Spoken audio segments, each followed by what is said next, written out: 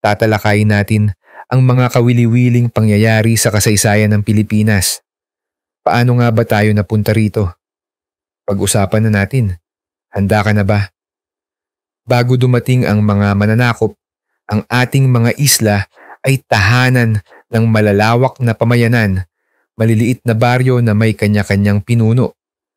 Noong 1521, dumating si Magellan, nakaharap niya si Lapu-Lapu, at isang nakakagulat na pangyayari, hindi siya nakaligtas sa Mactan.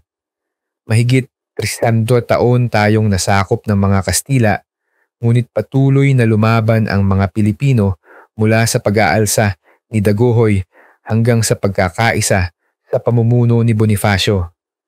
Noong 1898, boom! Nakipaglaban ang revolusyonaryong Pilipino para sa kalayaan, ngunit dumating bigla ang US matapos ang digmaan ng Espanya at Amerika. Bago ang panibagong pananakop, naganap ang makasaysayang labanan sa Balangiga at dumating ang ikalawang digmaang pandaigdig. Tayo'y sinalakay muli, ngunit lumaban ang mga bayani tulad ni Josefa Yanes Escoda at ang mga gerilya.